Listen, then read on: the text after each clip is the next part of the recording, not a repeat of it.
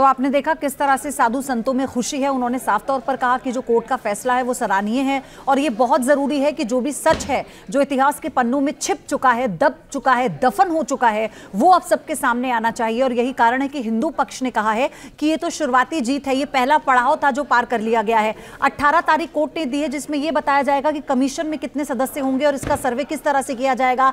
क्या इसका सर्वे ज्ञानवापी की तर्ज पर ही किया जाएगा?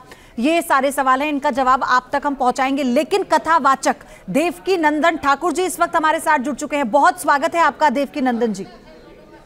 बहुत बहुत धन्यवाद आपका। सबसे पहले तो मैं आपका इस पर पहला रिएक्शन चाहती हूं, क्योंकि हिंदू पक्ष ने यह कहा कि ये पहला पड़ाव था जो पार हो चुका है। आप क्या कहेंगे? ऑब्वियसली ये सनातनियों के लिए एक और उस विजय की ओर कदम बढ़ाना है जिस विजय की प्रतीक्षा हम लोग लगभग 350-400 वर्षों से कर रहे हैं। हम लोग अपने धर्म की रक्षा के लिए इन लोग बड़े दुख की बात है कि हम लोग कोर्ट का रास्ता अपना रहे हैं, है ना। जो लोग जिस देश में हम लोग गंगा जमुना तहजीब की बातें करते हैं, वहां उसी देश में हम लोगों को अपने गोविंद के सम्मान के लिए, अपने सनातन के सम्मान के लिए, अपनी भावनाओं की रिस्पेक्ट के लिए हमें कोर्ट का रास्ता अपनाना पड़ा। और जितने भी सनातनी हैं आज, वो ऑब्वियसली 100 करोड़ सनातनियों के लिए ये बहुत गर्व की बात है कि जो रास्ता कोर्ट के माध्यम से हम लोगों ने चयन किया है उसमें पहली सीढ़ी प्राप्त हुई है। और पहली सीढ़ी पर हम सबके हृदय में खुशियां हैं। 100 करोड़ सनातनी खुश हैं क्योंकि कृष्ण ऐसे हैं जिनके चाहने वाले देश विदेश में हैं। सिर्फ भारतीय ही नहीं, फॉरेनर्स भी भगवान श्री कृष्ण को बहुत प्यार करते हैं। तो ये उनकी भावना का भी सम्मान है, तो ये तो बहुत अच्छी बात है जी। आप हमेशा ये कहते रहे हैं, इस मुद्दे पर जब आपसे पहले भी चर्चा हुई तो आपने कहा कि कुछ ऐसे हमारे साक्ष्य हैं जो वहां पर दफन है, कुछ ऐसा सत्य है जो सबके सामने आना चाहिए। क्या लगता है आपको कि सर्वे से क्या हासिल होगा? अयोध्या में क्या हासिल हुआ, काशी में क्या हासिल हुआ? अभी रिसेंटली मेरे और आपके साथ में हमने और आपने अभी कुछ ही महीने पहले काशी का फैक्ट देखा है। जब काशी में जांच हुई और सब लोग गए और वहां पे जाके सबने सर्च किया तो वो तथ्य मिले कि नहीं। सनातनियों को प्रसन्न होने, जो सनातनी बार बार कई सालों से कहते चले आ रहे हैं कि ये काशी विश्वनाथ की है, वो सत्य हुआ कि नहीं? वो झूठ तो नहीं था ना, वो असत्य तो नहीं था ना, मतलब कहने में दम था ना। तो वही सत्य, वही सब कुछ, मैं आज पूर्ण कॉन्फिडेंस के साथ ये कह सकता हूं कि वही सारा सत्य हमें भगवान श्री कृष्ण की जन्मभूमि में उस ईदगाह में देखने को मिलेगा। मुझे तो ये भी बताया गया है कि उनको मिटाने का भी प्रयास लोग कर रहे हैं, पर वो मिटा भी नहीं सकते, इतने तथ्य मौजूद हैं। तो हम लोगों को ये पहला चरण है और मुस्कुराने की बारी बहुत नजदीक है और हम सब मुस्कुरा सकेंगे फिर से। अच्छा देवकी नंदन जी, एक और बात मुझे बताइए कि जो ये कमीशन सर्वे की बात कोर्ट की तरफ से कही गई है, 18 तारीख को तो ये तय हो जाएगा कि कितने इसके मेंबर होंगे, कैसे होगा। तो मैं आपसे समझना चाह रही हूँ किस तर्ज पर आप चाहते हैं कि जैसे कोर्ट कमिश्नर ने ज्ञानवापी में किया उसी तरह से ये होगा पहले प्रक्रिया, या सीधा ASI का इन्वॉल्वमेंट इसमें होगा? नहीं, हम तो चाहते हैं जिसमें कोर्ट सुविधाजनक अपनी स्थिति को समझे, कोर्ट को जिसमें यह लगे कि किसी भी भावना को, किसी की भावना को हम हर्ट नहीं कर रहे हैं, जिसमें उन्हें सहूलियत मिले वो होना चाहिए। पर सर्वे होना चाहिए।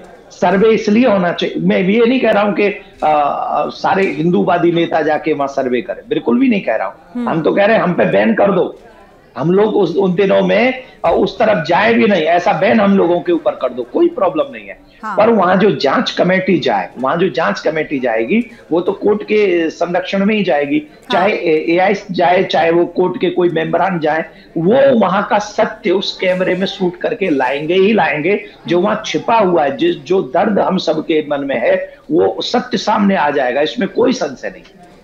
मुस्लिम पक्ष ने, यानी दूसरे पक्ष ने कोर्ट से कहा कि हम सुप्रीम कोर्ट जाएंगे इस मामले में। तो कोर्ट ने कहा कि भाई आपके पास विकल्प है, आपका अधिकार है, आप जाइए। इससे पहले भी हमने देखा ज्ञानवापी में भी यही हुआ। क्या आपको लगता है इससे इतर राम मंदिर के बाद काशी और मथुरा मसले पर मुस्लिम पक्ष बैठकर बातचीत कर सकता था? ये एक विकल्प है, हमें एक देश में रहना है, एक सद्भावना के साथ हम रहते हैं, तो क्या ये भी एक जरिया हो सकता है, हो सकता था? मैं आपको एक बात बताऊं, 2 मिनट हैं, आप पे एक कहानी सुनाता हूं मैं आपको। जी जी। 2 भाई थे, किसान भाई थे, और 2 भाई थे, किसान भाई थे, और वो किसान भाई लोग साथ में रहने लगे। शादी हुई तो बंटवारा हुआ। बंटवारा हुआ तो क्या हुआ कि एक कंबल था उन दोनों भाइयों पे और एक भैंस थी। तो बड़ा भाई बड़ा माइंडेड था, मतलब बड़ा भाई, मैं यहाँ पे आप उल्टा कर लो, छोटा भाई बड़ा इंटेलिजेंट था। हाँ। बड़े भाई को सीधी सीधी बात मानता था वो ठीक है। तो छोटे भाई ने कहा देखो भाई एक कंबल है। बोले हाँ। तो बोले दिन में तो तुम्हारा, मतलब दिन में कंबल बड़े भाई का और रात में कंबल मेरा। बोले ठीक है। बड़े भाई ने कहा ओके। अब फिर आई भैंस की बांटने की बारी। तो जब भैंस की बांटने की बारी आई तो उसने, छोटे भाई ने कहा कि आगे आगे से भैंस तुम्हारी और पीछे पीछे से भैंस हमारी। इसका मतलब है कि रात में ठंड पड़ेगी तो कंबल मेरा और जब दूध काटने की बारी आएगी तो भैंस मेरी। यही हाल हमारे मुसलमान भाइयों का है, जो 75 सालों से सरकारों से जो मजे लेते आ रहे हैं ये लोग जी, माइनॉरिटी के नाम पे, हर चीज के नाम पे, वो तो भाईचारा है, वो भाईचारा है। लेकिन जब आप मथुरा की बात करोगे तो भाईचारा नहीं है, जब आप अयोध्या की बात करोगे तो भाईचारा नहीं है। फिर तो जिसकी लाठी उसकी भैंस तो नहीं चलेगा ना इस देश में।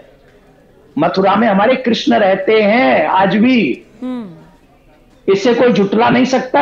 अच्छा, तो उनका कोई देवकीनंदन जी, फिर डर क्यों रहा है दूसरा पक्ष? किस बात का डर है? साक्ष्य मिल जाएंगे इस बात का डर है? ज्ञानवापी में भी यही हुआ और फिर जो राम मंदिर के मामले में हुआ, क्या लगता है आपको? देखो, उनको दूध चाहिए, भैंस को न्यार नहीं खिलाना उन्हें। वो भाईचारा तो अपने फायदे के लिए चाहते हैं, बाकी का तो उनका टारगेट कुछ और है। पर हम इस बात पे नहीं जाएंगे। हम ये कहेंगे चोर हमेशा डरता है, वो कभी बैठ के बात नहीं करना चाहता। वो कहता है भैया जो मैं कह रहा हूं वही सही है। तो उनके मन में कोई चोर होगा। आपको ये लगता है कि दूसरा जो पक्ष है वो बार बार याचिका लगाकर इस मामले को भी अटकाने, भटकाने, लटकाने की कोशिश करता है, टाल रहा है? वो चाहता है कि जितनी देर इनके भगवान का, इनके धर्म का, इनकी भावनाओं का अपमान हो सके उतनी देर करो। जानते तो वो भी है भीतर से, जब कोर्ट में चीज चल रही है तो वो जीतेंगे नहीं, क्योंकि सारे जो साक्ष्य हैं वो तो हमारे पक्ष में। भाई मेरे राम जी अयोध्या है, मेरे पास साक्ष्य है।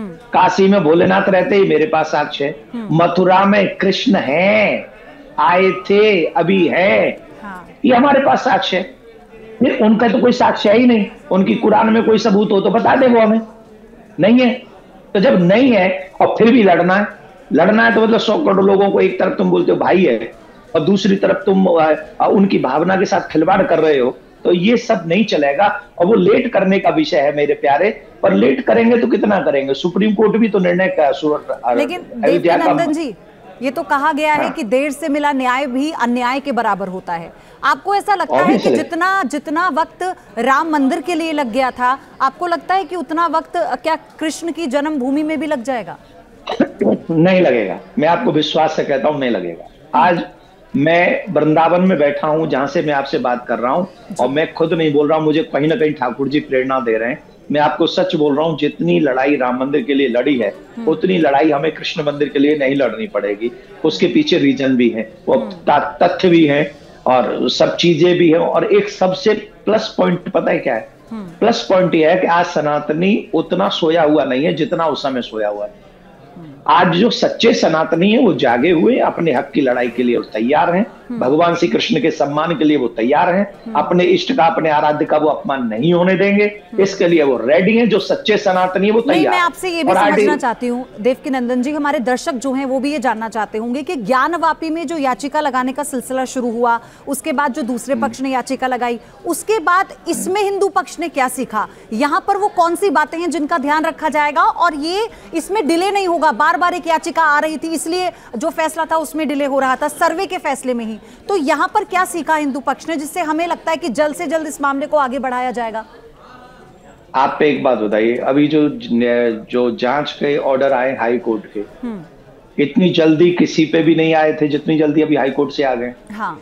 और इसके आगे अगर ये सुप्रीम कोर्ट जाएंगे तो सुप्रीम कोर्ट से भी हम लोग तो एक ही बात कह रहे हैं, आप पूरी न्याय प्रणाली कंप्लीट करिए, पर डे बाय डे इसकी सुनवाई करिए। हम तो एक ही बात चाहते हैं, इसको डिले मत करिए, डे बाय डे इसकी सुनवाई करिए।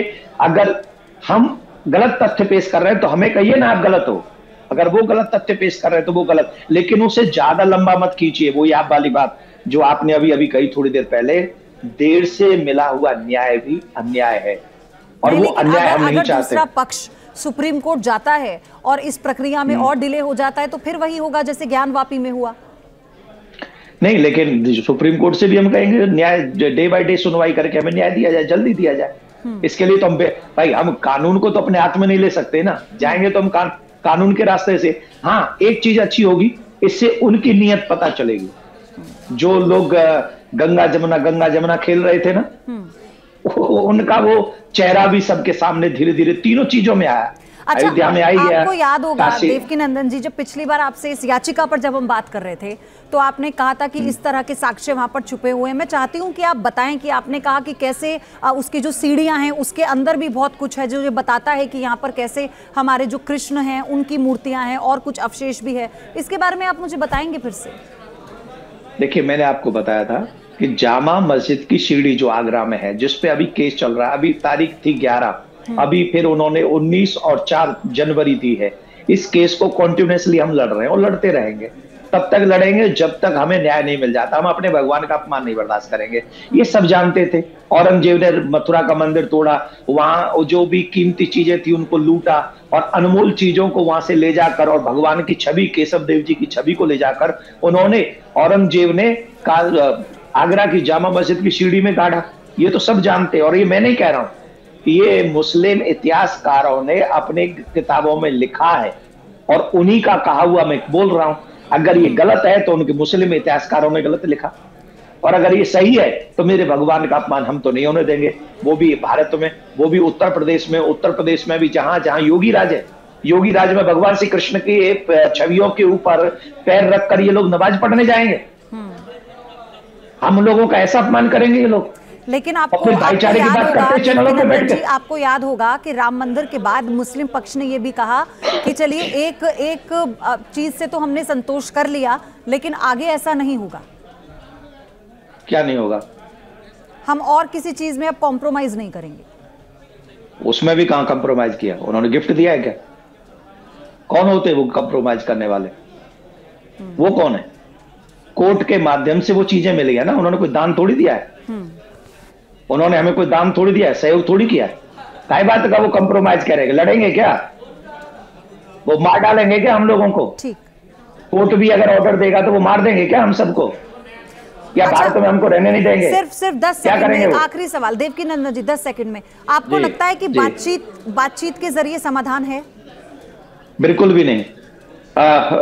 जब कौरव और पांडवों की बात हुई थी, भगवान श्री कृष्ण शांति दूत बनकर गए थे और दुर्योधन ने कह दिया था कि हम नहीं मानेंगे, और हमको ऐसा लगता है कि ये लोग भी मानने वाले नहीं है। कोर्ट से हमें आशा है, न्याय व्यवस्था बनाई गई है, इसीलिए इस देश में अदालत है, कानून है और उस कानून का सम्मान सब करते हैं। बहुत बहुत धन्यवाद आपका। और वही कानून आपका भी बहुत बहुत धन्यवाद। बहुत बहुत धन्यवाद हमारे साथ जुड़ने के लिए। छोटा सा ब्रेक ले रहे हैं, आप देख रहे हैं बड़ी कवरेज।